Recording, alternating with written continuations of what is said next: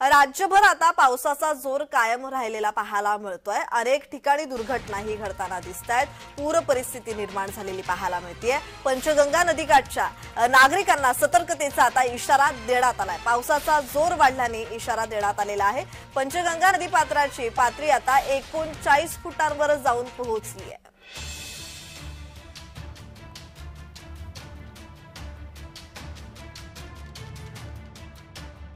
तर्फे आम्ही प्रयत्न चालू आहेत। गेले महिनाभर आम्ही प्रयत्न केले की कशा पद्धतीने लोकांचे स्थलांतर करता येईल, जनावरांचं स्थलांतर करता येईल, जेवढ्या लवकरात लवकर लोकांना बाहेर काढता येईल यासाठी आम्ही घरोघरी प्रत्येकाला नोटीस दिली आहे। कुणाची राहण्याची सोय कुठे केलेली आहे, कुणाला तिथे राहण्याची सोय नाही आहे त्यांची सुद्धा सोय आम्ही सोनतळीमध्ये केलेली आहे। जनावरांसाठी आपण छावणी तिथे उभा केलेली आहे। अशा पद्धतीची सर्व प्रकारची तयारी आम्ही चिखली ग्रामपंचायत व प्रशासनाने यावेळी घेतलेली आहे। दरम्यान याचाच आढावा घेतलेला आहे आमचे कोल्हापूरचे प्रतिनिधी अमरसिंग पाटील यांनी। पाहूयात।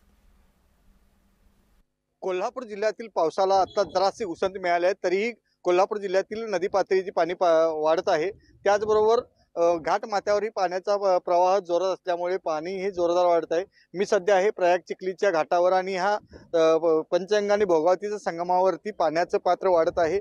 त्याचबरोबर ह्या चिखली गावातील नागरिकांना ही सतर्कतेचा इशारा दिला आहे आणि कोल्हापुरातील सर्व नदीकाठच्या गावातील नागरिकांना इशारा देऊन प्रशासनाने सर्व ठिकाणी सर्व चोख व्यवस्था केली आहे।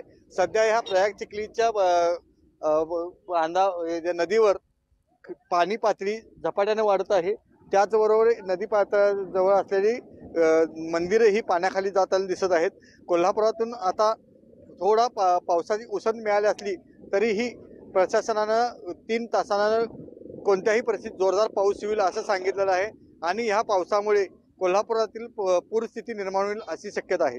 अमरसिंह पाटील, जय महाराष्ट्र, कोल्हापूर।